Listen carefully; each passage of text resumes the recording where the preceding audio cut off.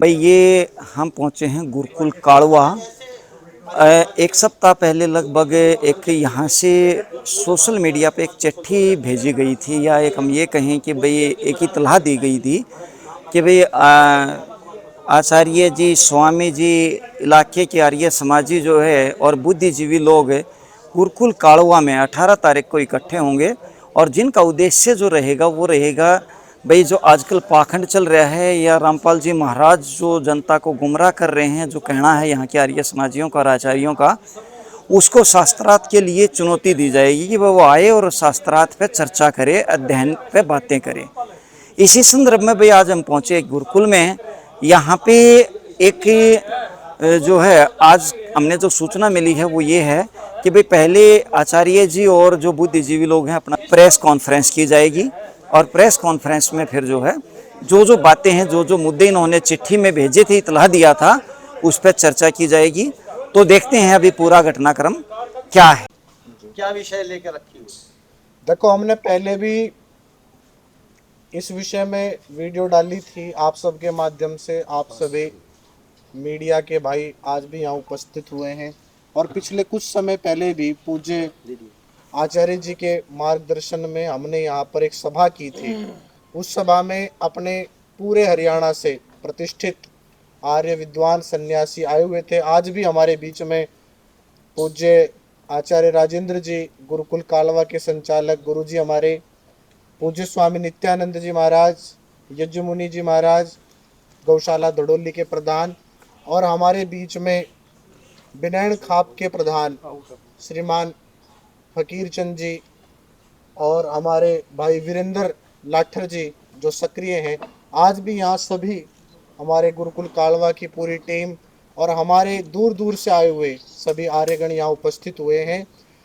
हमने पहले भी रामपाल को चुनौती दी थी शास्त्रार्थ के लिए, और आज पुनः इन सन्यासियों के द्वारा, विद्वानों के द्वारा रामपाल और उसके अनुयायियों को इस पवित्र गुरुकुल की भूमि से हम दोबारा ये चुनौती देते हैं। हमने पहले भी चुनौती दी थी, लेकिन उसकी तरफ से कोई प्रतिक्रिया नहीं आई शास्त्रार्थ के लिए या अन्य संवाद के लिए। आज पुनः हम शास्त्रार्थ की चुनौती यहाँ से दे रहे हैं।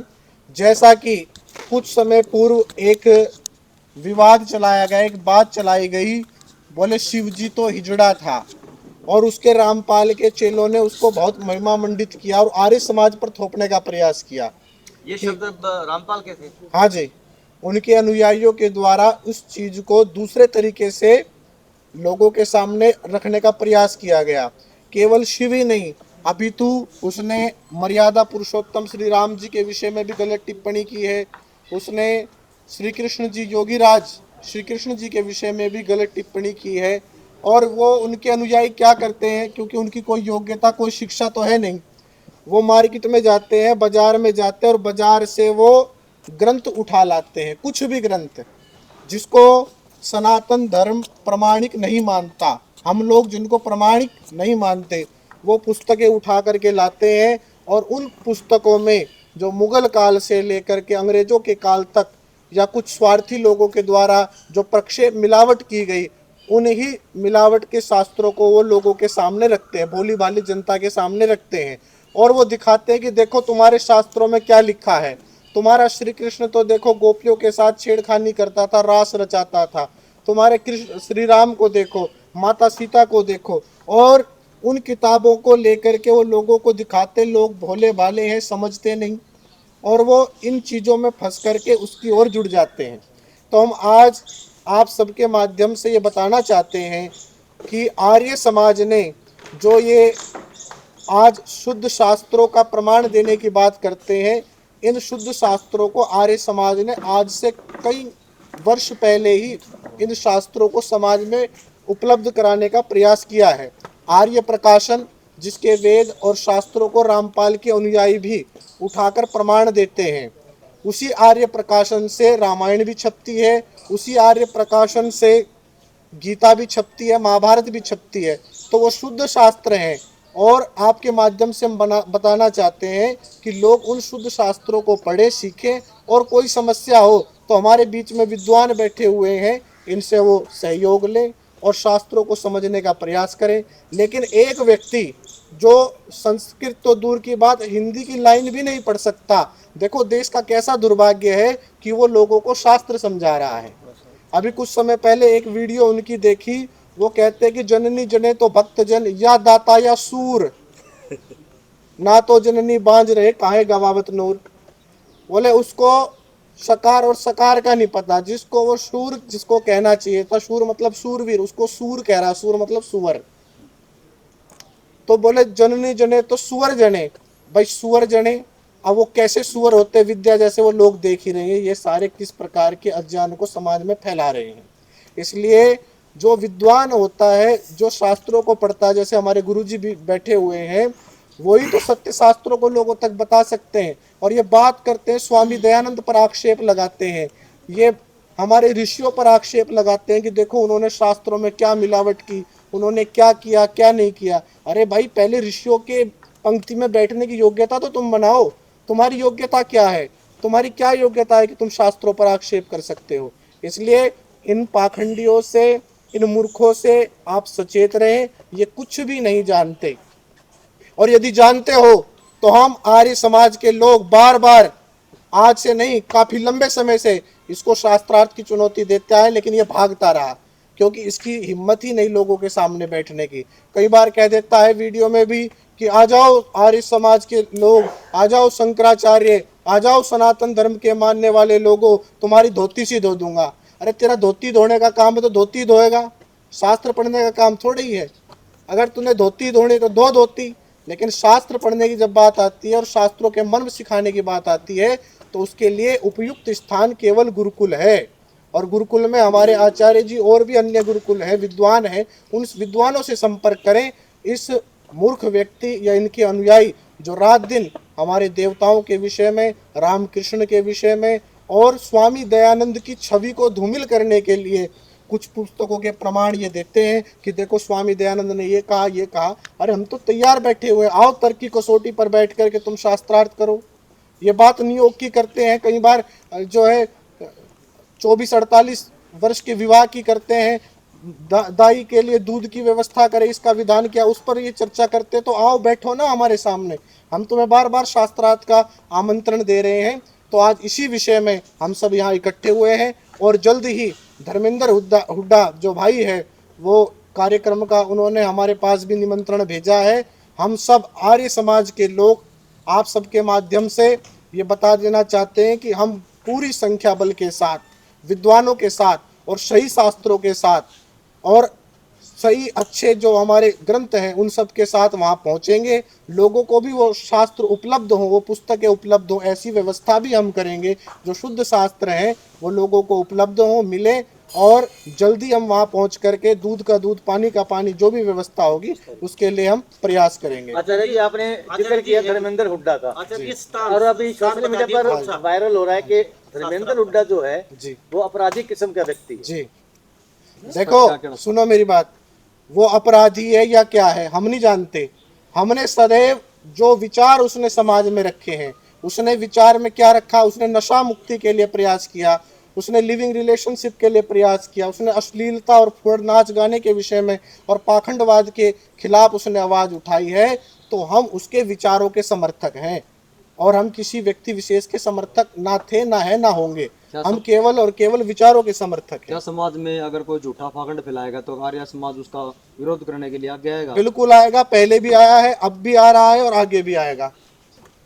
आचार्य जी, इस तरह के कई संत हैं जो पाखंड ढोंग रचाते हैं, और आपने देखा भी है कभी भगदड़ भी होती है उनके कार्यक्रम में, सैकड़ों की तादाद में लोग मारे जाते हैं जी। आपने सिर्फ रामपाल का ही को टारगेट किया है।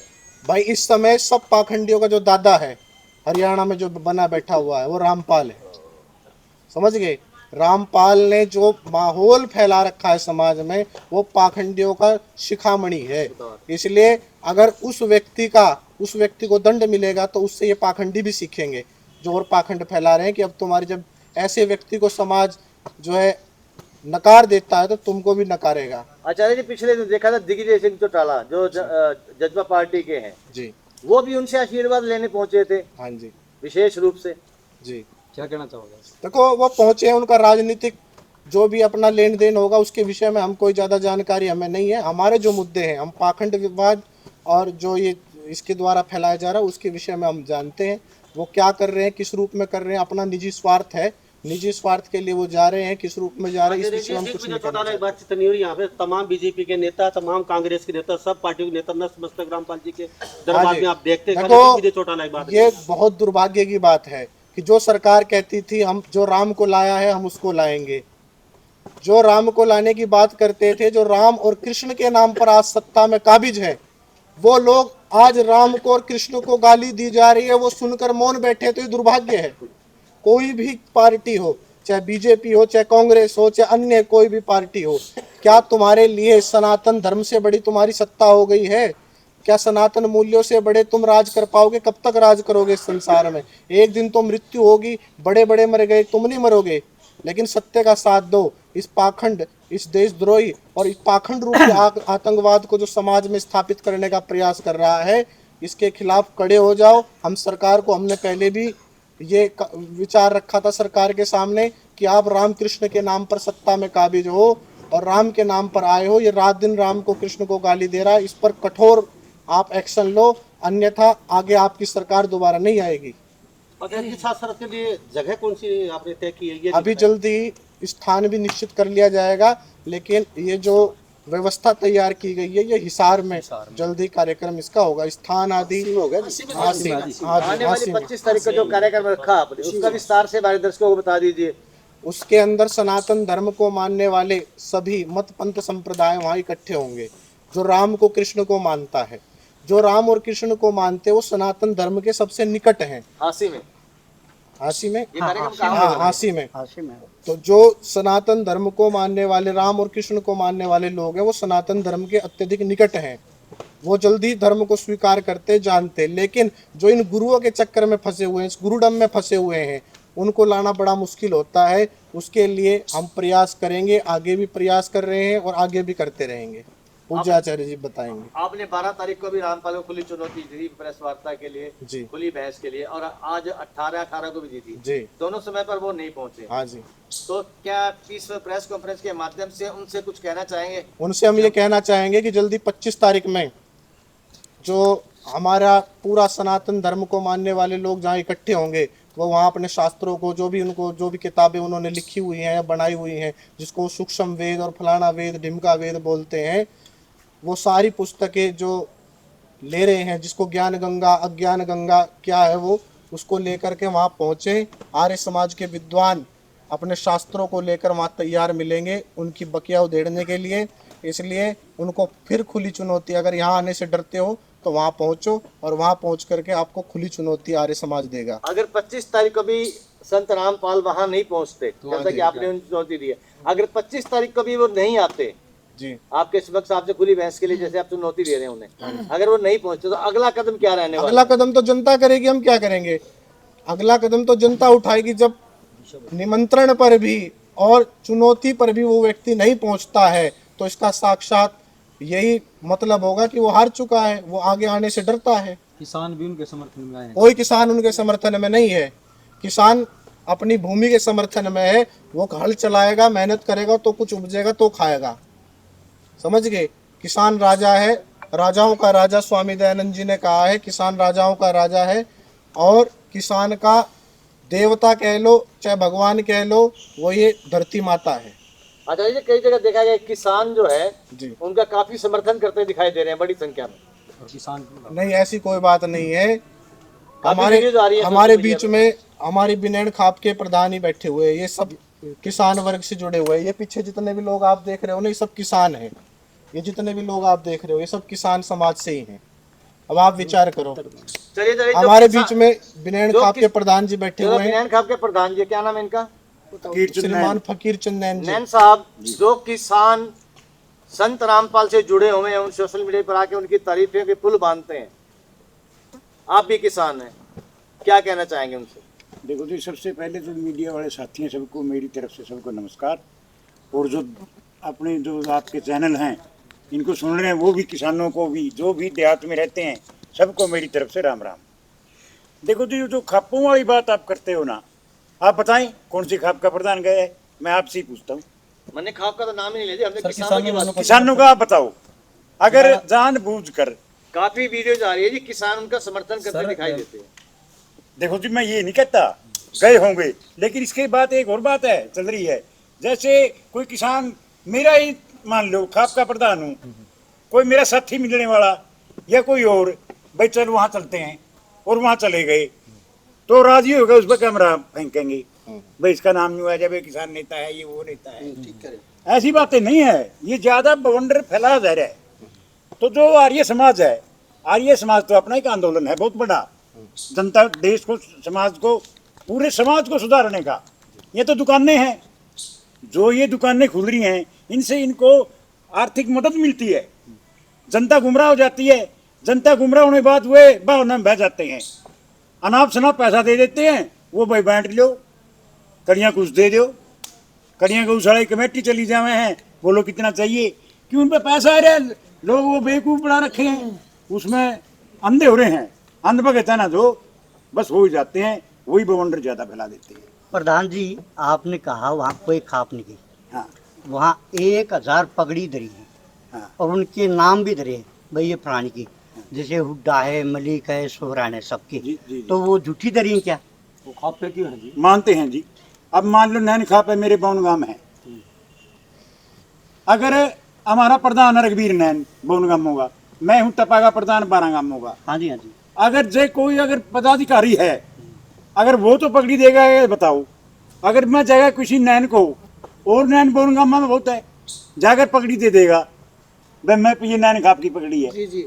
तो समाज बिगड़ रहा है, अनुशासन रहा नहीं, तो उसका तो इलाज ना मेरे पे ना आप पे। चलिए, जो लोग रामपाल से जुड़े हुए हैं, खासकर किसान, जैसे कि उनकी तारीफें करते हैं जी, उनसे आप क्या कहना चाहेंगे, क्योंकि आप भी एक किसान हैं। नहीं किसान तो ऐसा है जी, किसान तो मरा पड़ा है सरकार की गलत नीतियों तय। ये देखो, उड़ा जाओ ना, मैं इतना दुकान में जावे मैं, उड़ा खीर खान, वहाँ जाओ, जहाँ कुंडुओं का लड़का मार दिया एक नौजवान बिना कसूर, उन कोई गिरफ्तारी नहीं, और विधायक का भतीजा है मारने वाला, उनको पकड़ो ना। पत्रकारों ने सारे ने बेचारे ने वहाँ पर सारी बातें एक्सप्लेन करी हैं, कोई कुछ नहीं, उल्टा ठट्ठा गया, उड़ा बूढ़े बूढ़े आदमी गए लठ मारने लग रहे हैं। इस आंदोलन के बाद जीवन गुण हत्याकांड वाली जितनी शर्तें थी सभी मान ली गई हैं खापों की। ये विषय नहीं है ना जी, आज का जो ये तो आज का एजेंडा नहीं है, मैं वैसी बात की है बताई है ना, जो बात नवा करो ना, उसका कोई आज का एजेंडा की बात पूछो। आपने झंडा घुमा दिया। कोई नहीं। आचार्य जी से सवाल, आचार्य जी जो इससे मतलब शास्त्रार्थ से रिलेटेड जो आक्रामकता है कि वो बार बार भाग जाते हैं या फिर केवल हवा फेंक देते हैं कि भाई शास्त्रार्थ कर लो, ऐसा कर लो, और फिर आते नहीं, उस बारे में आपकी क्या तैयारी है? वह तो अपने विद्वान मुनि जी बैठे हैं, बताएंगे। आचार्य राजेंद्र जी। देखो, हम संसार में अपने शास्त्रों को लेकर के विख्यात रहे हैं, और ये हमारा इतिहास है कि 5000 साल तक जो हमारा संसार पर राज हुआ है वो वेदों से और वेद संबंधी ग्रंथों से हमारा ये रहा है। और वेदों में बुद्धि को बढ़ाने वाली बातें हैं, तो यहाँ के सभी लोग बड़े प्रबुद्ध होते थे, सभी लोग शास्त्रों को, वेदों को, उपनिषदों को, इनको जानने वाले होते थे। पर बीच के समय में कुछ ऐसा दौर आया, हम गुलामी की तरफ चले गए। तो गुलामी की तरफ जाने से फिर ये जो लोगों की एक मानसिकता होती है, शास्त्रों में मेहनत नहीं करना लेकिन गुरु बन जाना, तो इसने घर कर लिया। तो बीच के समय में इन 2000 सालों में भी बहुत कुछ काम हुआ है, शास्त्रों के जानने वाले भी रहे, लेकिन अज्ञानी लोग भी बहुत रहे। तो अज्ञानी लोगों का कुछ ऐसा कब्जा हो गया कि बिना शास्त्रों को जाने ये जो गुरु बन बैठे। तो उन लोगों से हमारा बार बार निवेदन होता है, शास्त्रार्थ क्या है? शास्त्रार्थ एक अपनी परंपरा है, बहुत प्रेम पूर्वक होती है, और किसी बात को एक बहुत अच्छी तरह से सुलझाने का एक तरीका है। शास्त्रार्थ कोई लड़ाई झगड़ा नहीं होता है। आप किसी बात में नहीं जानते तो उनको पूछो। तो हम तो बार बार निवेदन करते हैं कि अपने शास्त्रों को लेकर के वो बैठें, और हम अपने शास्त्रों को लेकर के बैठते हैं। हमारे जो 14 विद्याएं हुआ करती थी, 4 वेद, 4 उपवेद और 6 वेदांग, इनको 14 विद्याएं कहा करते थे। फिर ध्यान से सुने, 4 वेद, 4 उपवेद और 6 वेदांग, वो लेकर के बैठे। हमारे पास 4 वेद, 4 उपवेद और 6 के 6 वेदांग यों के त्यों हैं। वो अपनी बात इन चारों में, इन 14 की 14 में दिखाएं। हम अपनी जो बात कहते हैं, हम उन बातों को उसमें दिखाएंगे। मीडिया के कर्मी हैं सारे, हमारी उनकी बात सुनेंगे। हमारे पूज्य आचार्य बलदेव जी भी इस बात को लेकर के वो पास नहीं आया तो उसी के पास करोथा में गए थे, लेकिन वो 144 धारा लगा कर के अंदर तब भी बैठ गया था। घर में बैठा बैठा चिल्लाता रहता है मैं ये कर दूंगा, मैं वो कर दूंगा, और जिसके मन में जैसी बात होती है वो उसके कहीं न कहीं निकल के आ जाती है। तो हमें तो यूँ लगता है कि पीछे से इस जन्म का तो नहीं, पर पीछे कहीं धो भी रहा होगा। वो अच्छी बात है, कपड़े धोना, वो ऐसी बात कर रहा है मैं धोती धो दूंगा, धो ले भाई धोती। पर शास्त्रों की बात करो ना, मैं शास्त्र में इस वेद मंत्र का अर्थ कर दूंगा, मैं इस दर्शन के इस सूत्र का भाष्य कर दूंगा, मैं व्याकरण के इस नियम की गुत्थी सुलझा दूंगा, ऐसी बात करनी चाहिए ना। एक वीडियो भी रामपाल जी के बारे में हो रही है, संत रामपाल की, कि 2 महिलाएं उनके पैरों को लिपटी हुई हैं। हाँ जी, वो तो है, इसमें कोई बात नहीं। जितना भी गुरुडम है ना, गुरुडम में 2 चीज़ों की बहुत प्रमुखता पाई जाएगी। सबसे पहले तो अर्थ, वहाँ अर्थ की बहुत भरमार होगी, और दूसरा ये महिलाओं की लग रहा है ना बेटे, ये चीज़ उनके यहाँ तो है। वो धन तो सबको दिख ही रहा, धन बांट रहा है तो उसके पास में है। दूसरा जहाँ अर्थ की भरमार होगी वहाँ तो ये तो फिर होना ही होना है। आचार्य जी, संत रामपाल जैसे जो संत बने बैठे, जिसे आप कथित संत कह रहे हैं, इनको बढ़ावा देने में सबसे बड़ी भूमिका किसकी मानते हैं आप? देखो जो इतना बढ़ावा दिया जाता है, सबसे बड़ी भूमिका हम तो देखो ऐसे कई संत हैं हमारे देश में। देखो ऐसा है, वास्तविकता ये है कि ये जनता यहाँ की धर्म प्रधान रही है। हमारे बारे में भी लोग नहीं जानते, लेकिन हमारे पैर छूते हैं, बस में जाते हैं तो हमें सीट देते हैं। हमें बड़ा आश्चर्य होता है कि आज ऐसे ज़माने में संतों ने कौन सी ऐसी कमी छोड़ रखी है जो इनमें कमी ना हो। सारी कमियां हैं इनमें, फिर भी जनता की जो एक धार्मिक भावना है, जो ऋषियों ने कभी तप किया था इन वस्त्रों में बैठ करके, या संत नाम, अब ये इन वस्त्रों में भी नहीं है, ये तो सामान्य वेश में आ गया है, लेकिन अपने पीछे संत लगा लिया है। तो इस संत नाम का दुरुपयोग मात्र है, और जनता की जो एक बहुत पवित्र धार्मिक भावना है उसका दुरुपयोग मात्र है ये। आचार्य जी, जो ये बार बार भाग जाता है, कि आपने पहले भी बोला कि पहले भी चुनौती दी, ये नहीं आया, आगे से भी नहीं आएगा, तो क्या ये प्रेस कॉन्फ्रेंस की जो निरंतरता है ये आप ऐसी बना के रखेंगे क्या? बार बार चुनौती देंगे क्या? देखो सत्य है, सत्य को तो हमें बार बार कहते रहना चाहिए। देखो ऐसा है कि झूठ को भी आप बार बार कह दिया जाता है, क्योंकि आम जनता में निर्णायक शक्ति नहीं होती, तो वो झूठ को ही सच मान लेती है। कोई आदमी को ज़्यादा भूख लग रही हो, कोई अच्छा भोजन ना मिले ना, तो सामान्य भोजन करने के लिए वो उद्यत हो जाती है। ऐसे ही हम अपनी बात बार बार नहीं कहेंगे तो उसके झूठ को ही सच मान लिया जाएगा। तो हम इसलिए बार बार अपनी वेदों की बातों को, अपनी ऋषियों की बातों को हम बार बार प्रेस कॉन्फ्रेंस माध्यम से, और ऐसा नहीं है कि लोग इतने जमा ही कोई बिकाऊ हो गए हैं, कोई आप जैसे लोग भी सत्य के स्वीकार करने वाले यहाँ आएंगे और हम उनके सामने हम अपनी बात को कहते रहेंगे। तो आप कब तक करते रहेंगे ये प्रेस कॉन्फ्रेंस? देखो जैसे वो पाप के लिए और बकवास के लिए जितनी फालतू की बातें उनके लिए लगे रहते हैं, 24 घंटे पेड मीडिया के माध्यम से अपने लोगों को पैसा दे के करवाते रहते हैं।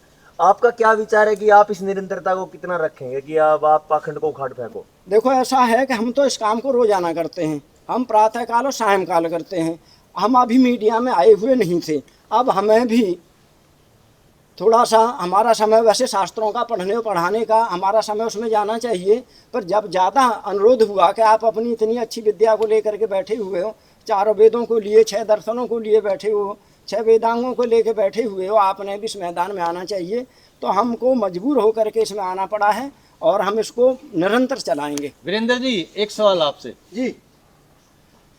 जैसे कि आपने एक मुहिम छेड़ी है संत रामपाल के खिलाफ, कि देवी देवताओं को उसने गाली दी है, गलत बात, कहीं ना कहीं उनको एहसास हो जाता है संत रामपाल को आपकी इस मुहिम से, और वो अगर कई खुले मन से आके अगर माफी मांगना चाहें, अपनी गलती स्वीकार करना चाहें। पत्रकार महोदय, पहली बात तो आपने कही कि रामपाल का आपने किया, हमने रामपाल का विरोध नहीं किया, हमने उनके विचारों का विरोध किया है। विचार भी तो रामपाल के हैं जी, विचार भी तो रामपाल के हैं, लेकिन उसके विचारों का विरोध किया है। और रही बात माफी की, हमारे साधु संत हैं, ये काफी दयालु किस्म के व्यक्ति हैं सारे के सारे, और सनातन धर्म वैसे भी दयालु होता है। अगर वो नतमस्तक होकर के अगर आता है तो ये विचार ये करेंगे। जी सारे जी, आप क्या कहेंगे इस पर? देखो, माफ़ करना न करना ये हमारे कोई बात नहीं, सत्य सत्य का निर्णय, दूध का दूध, पानी का पानी करना। हम कोई माफ़ करने वाले नहीं हैं। हम पे वो माफ़ी पहले तो क्यों मांगेगा, हम कौन लगते हैं उसके, पहले तो माफ़ी ऐसी कोई बात नहीं है। चलिए, आप सभी से एक आखिरी सवाल है, जो अनुयायी जुड़े हुए हैं रामपाल से, उनसे कुछ कहना चाहेंगे? उनसे मैं एक बात कहना चाहूँगा, वो अंधी भक्ति देश के लिए भी हानिकारक होती है और उनके लिए तो हानिकारक है ही। अंधी भक्ति नहीं करनी चाहिए, विचारशील भक्ति करनी चाहिए। जैसे विचार, अच्छे विचारों को ग्रहण करना चाहिए और बुरे विचारों को उन्होंने छोड़ देना चाहिए आज से ही। अगर वो गलत पट्टी पढ़ा रहा है, जी, अगर वो गलत पट्टी पढ़ा रहा है, गलत तरीके से जा रहा है, वेद विरुद्ध जा रहा है, तो उसका विरोध कर देना चाहिए। वेद के अनुकूल अगर बोल रहा है तो उसका समर्थन करना चाहिए। अन्य कोई और बात? हाँ, एक सवाल था आचार्य जी से, एक सवाल था आचार्य जी, जो पिछले एक सप्ताह पहले आपने चुनौती दी वो नहीं आया, आज की वीडियो की चुनौती कितने समय तक है कि आप दोबारा फिर हमारे 18 के बाद 25 है।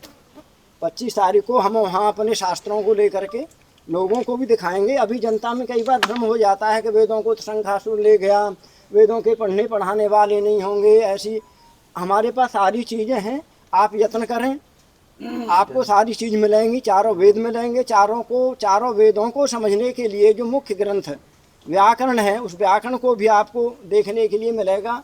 6 के 6 दर्शन आपको मिलेंगे, 11 उपनिषद आपको देखने के लिए मिलेंगे। और जो जिस कारण मनुष्य कहलाता है, मत्वा कर्माणि सीवति स मनुष्य है, जो बहुत विचार करके काम करता है उसको मनुष्य कहते हैं। और तो विचार कहाँ से मिलते हैं? तो विचार मिलते हैं वेदों से, ऋषियों से, मुनियों से मिलते हैं। तो अभी तो हम 25 तारीख तक हम प्रतीक्षा कर रहे हैं। 25 के बाद फिर आगे कोई तारीख हम रखेंगे। चलिए आचार्य जी, जो राजनीतिक पार्टियां रामपाल से जुड़ी हुई हैं, जो काफ़ी आपने प्रश्न किया, लेकिन इसका उत्तर नहीं आ रहा है और आप भी जान लें, मीडिया भी समझ लें इसका। ये जो इस ढंग के वाहियात लोग समाज में पैदा होते हैं, समाज को दुख देने के लिए, समाज में विघटन पैदा करने के लिए, घोर स्वार्थी आदमी। ये अब अनेक जो राष्ट्रीय अखबार थे उसमें पढ़ा था उस ज़माने में, 40-45 साल पहले एक संपादकीय लेख लिखे थे कई एडिटोरियल्स। उसमें क्या था कि 10 संगठन गिनाए थे उसमें। मैं अभी तो इसलिए उनका नाम नहीं लेना चाहता, जैसे मैं पहले ही बात कह चुका हूँ कि हम एक नया व्यक्ति को दुश्मन नहीं बनाना चाहते, आपकी 10 और खड़े हो जाएं जिनकी पोल पट्टी हम खोलें। अब स्थिति क्या थी, वो 10 संगठनों के नाम बाकायदा सब अखबार में उजागर हुए थे। अब ये विदेशों की पॉलिसी है, विशेष करके ईसाई और इस्लाम की, कि हिंदुस्तान के अंदर जो एक ईश्वर की पूजा है, एक सर्वव्यापक सत्ता को, सर्वशक्तिमान को मानते हैं, उसका बंटा ढाल करो पहले तुम। ये जो व्यक्तियों को जो है पूजा है वो शुरू हो जाए और व्यक्ति भगवान बनने लग जाएं। और वो यहाँ की परंपराएं हैं, अमावस्या पूर्णवासी है, हमारे महापुरुष हुए हैं, उनको सबको नकार दें। ना कोई यज्ञ करने की ज़रूरत है, ना माता पिता की सेवा की ज़रूरत है, ना कोई समाज की कोई चीज़ होती, और ना कोई महापुरुष थे। ये सब व्यभिचारी थे, दुराचारी थे, झूठे फरेबी थे। ये जो संकल्प है ये कि इन मूर्खों का नहीं है, ये तो उनके चाटुकार हैं, चप्पल ठाने वाले लोग हैं, रामपाल जैसे। ये तो ईसाइयत के और इस्लाम की आज से सैकड़ों साल पहले जो प्रारंभ हुआ था, जो मैक्स मूलर आदि ने जो है किया था, जो वेदों का गलत भाष्य करते हुए उद्भट महिदर सायण के उल्ट पुल्ट जो भाष्य थे उनके हवाले दे करके मैक्स मूलर ने ठोक दिया। और वही जो त्रुटियां थी, कमजोरियां थी, फिर देखा क्या तो दुनिया भर का पाखंड है, इसी पाखंड को सामने रखो और उसी का परिणाम है। वो फिर करते क्या है, सूखा तुम ये कह दोगे और तुम एक ईश्वर को मत मानो, अमावस्या पूर्णवासी को, महापुरुषों को मत मानो, कोई ना सुने हिंदुस्तान। तुम ऐसा करो, इंसानों को लालच दे दो, नालायकों को। इनको क्या लालच दो, करोड़ों रुपया फेंक दो इनके ऊपर। मैं वो बात कह रहा हूँ 10 संगठनों उस टाइम में, आज से 40-50 साल पहले, जो आज भी पनपे हुए हैं, जो हर 20-30 गाँव में उनके अड्डे हैं। GT रोड पर आप देखोगे, नाम लेने की जरूरत नहीं है। वो 10 संगठन थे जो आप हिंदुस्तान में पनप रहे हैं। वो भी नहीं मानते महापुरुषों को, वो कहते हैं हम ही, सबसे बड़ा हमारा ही आदमी है। और उन्हीं में से एक रामपाल पैदा होगा, जो अभी का 20-30 साल पहले का, जो उस समय था नहीं, पता चपड़ासीगिरी करता था कहीं सरकार की। तो अब आचार्य जी, सबसे बड़ा धर्म कौन सा धर्म है? सबसे बड़ा धर्म समाज में कौन सा धर्म है? सत्य। सत्य से बड़ा कोई धर्म नहीं। मुद्दे तो दुनिया भर के हैं, एक न देखेंगे तो दूसरा निकल का होगा, दूसरे में से तीसरे पे। यहाँ पे आज भी बहुत सारे विचारों पे बात हुई, उसका जो परिणाम आया वो यह आया कि एक मुद्दा कोई भी नहीं रहा फिर। मतलब कभी हम कंपनियों पे बात कर रहे हैं, कभी हम विदेशी फंडिंग पे बात कर रहे हैं, कभी हम रामपाल जी पे कर रहे हैं, कभी औरों पे जा रहे हैं। अगर ऐसे ही आप ही इतने सारे मुद्दे लोगे तो आपके पास संसाधन है इतने कि इन सारे मुद्दों को एक साथ लड़ लोगे? नहीं, ये मुद्दे अनेक नहीं है। ये तो आदमी ऐसा होता है जैसे एक कोई प्रस्तावना लिखता है, आदमी भूमिका लिखता है, बीच की कुछ बातें आती है, फिर उपसंहार करता है। तो ये जो बातें हैं ना, जैसे मैंने अभी बतलाया कि जो कंपनियां जो है ईसाइयत इस्लाम की वो दे रही फंडिंग, तो उसी के कारण से पनप रहा है। यदि उसके पास फंडिंग ना आए तो कहाँ से पनपेगा? जड़े तो मेरा यही सीधा सवाल है आपसे कि आप किस चीज पे एक फोकस करके चोट करना चाहते हैं? पाखंड, जो पैसे से पाखंड बढ़ रहा है ना, पाखंड जो बढ़ रहा है उसी की बात सभी करें, चाहे धर्मेंद्र करे, चाहे आचार्य जी करें, हम करें, सबका फोकस एक ही पाखंड के खिलाफ। जड़ में तो वही चीज है, जड़ में तो पाखंड ही है ना। ठीक है, उसको पैसे के आधार पर पनप रहा हो ज्यादा, वो अलग बात है, आधार तो कोई बनेगा ही, लेकिन सच्चाई ये है वो पाखंड, एक ही मुद्दा है। अभी आज रामपाल जी महाराज का विषय था और इसमें आपने चुनौती भी दी, सारी चीज़ें ठीक हैं। अपना जो संगठन है आर्य समाज का, उसका अब क्या बुनियाद है? आर्य समाज क्या प्लानिंग लेके चल रहा है? सबसे पहले अपने संगठन के लिए बात कर रहा हूँ मैं। देखो, आर्य समाज तो सदा से ही एक विचारधारा पर चलता है और आंदोलन भी उसी ढंग से करता है। जी जी। वो देखता है कि समाज के अंदर इन व्यक्तियों के कारण या इन संगठनों के कारण विघटन हो रहा है, भाईचारा खराब हो रहा है, अव्यवस्था हो रही है, हिंसा हो रही है, या तो उसी के ऊपर हमला बोलता है। आर्य समाज तो एक सीधी विचारधारा संगठन है, क्योंकि धार्मिक सामाजिक संगठन नहीं है। ये तो एक ढंग से एक ऐसी विचारधारा है। यहाँ पे एक चर्चा हुई जो सबसे अहम मुझे लगी व्यक्तिगत, कि भाई हमारे जो पुराने जो हमारे प्रचारक, उपदेशक, आचार्य जी, शास्त्री जी सब थे, तो आप उसके लिए क्या करें? अगली जनरेशन के लिए क्या है आपके पास? उसमें भी ऐसा होता है कि कई बार ऐसा होता है कि संगठनों की स्थिति क्या होती है, जैसे आज से 100 साल पहले कांग्रेस की क्या स्थिति थी और आज क्या है, आज से 30 साल पहले क्या थी, आगे क्या हो जाएगी, जमीन आसमान का अंतर दिखाइए। तो ये संगठनों में ऐसे होता है। एक टाइम में कार्ल मार्क्स के लेकर के और जो है 18 देशों पर कब्जा हो गया मार्क्सवादी विचारधारा। मतलब अभी आप ये तो कह विचारधाराएं घटती बढ़ती रहती, अभी आप ये कह रहे हो आप कि भाई कोई बात नहीं, अब कम है तो इसको बढ़ाने का प्रयास किया जाए, जारी है बहुत ज्यादा। आप देखोगे हमारा दिल्ली के अंदर कार्यक्रम हुआ, रोहिणी के अंदर कितने लाख लोग थे और युवा थे 20,000, तो एक ड्रेस में, वैसे नहीं कहीं के लाके वहाँ खड़े कर दी हूँ,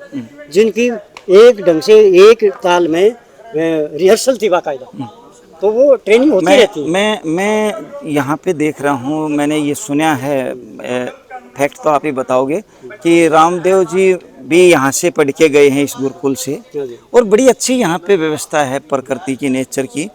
तो आज हम यहाँ आए हुए हैं, तो थोड़ा सा आप बताओ कि भाई काड़वा गुरुकुल में ये चीज़ें हैं, क्योंकि नई पीढ़ी को आपकी एक पॉकेट के अलावा बाहर कुछ भी नहीं पता कि भाई इतनी बढ़िया आपने संपत्ति बना रखी है और आप ऐसी फसल यहाँ तैयार कर रहे हो, जैसे बहुत सारे आचार्य हम देख रहे हैं नए आने लग रहे हैं। तो थोड़ा सा इसके बारे में और 2 लाइन बोल दो जी।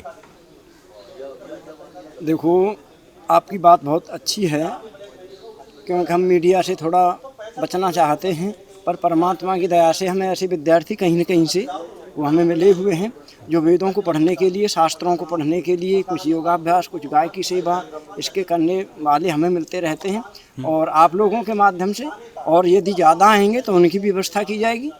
तो वैसे कोशिश है हमारी कि आगे हम इस चीज़ को आगे और ज़्यादा बढ़ाएं, मीडिया के माध्यम से, आप लोगों के माध्यम से बढ़ाने के प्रयास में मैं कहना चाहता हूँ जी।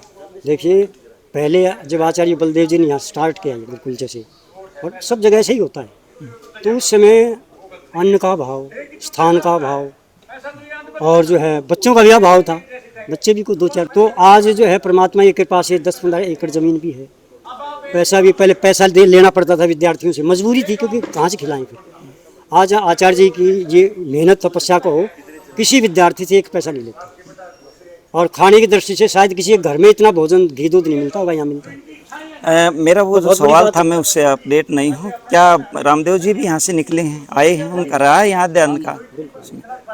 88 से 92 के बीच में। 88 से 92। भाई ये आज एक सभा थी यहाँ पे, और इलाके के आचार्य, भार के आचार्य और जो बुद्धिजीवी समाज के लोग थे, उन्होंने शास्त्रार्थ करने के लिए रामपाल जी महाराज या कोई भी पाखंड के नाम पे आता है तो उनको एक खुली चुनौती दी।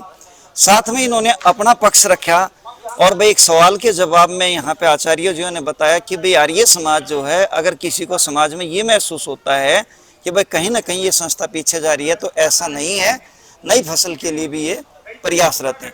और भाई यहाँ जब हम आए तो नेचर भी बहुत अच्छी है और कड़वा गुरुकुल भाई एक ऐसी संपत्ति है जो सनातन धर्म को आगे बढ़ाती है और जो शास्त्र पे, विद्या पे, गीता पे अपना जो है कोई आदमी पक्ष रखना चाहता है, चर्चा करना चाहता है या अध्ययन करना चाहता है तो यहाँ पे आ सकता है। तो आमंत्रित है यहाँ पे स्वामी जियों की तरफ से, शायद मैं यही सहमति मान लूँ। चलिए, जय हिंद, जय भारत। ये भाई आपने जो है अभी देखा कि अपने विचार रखे गए, फिर प्रेस कॉन्फ्रेंस हुई, तो भाई इस पे आपका क्या रिएक्शन है, क्या आपका कमेंट्स है, क्या आप इस पे कहना चाहते हैं? जो भी आपके विचार हैं भाई वो जरूर कमेंट करके बताएं। जय हिंद, जय भारत।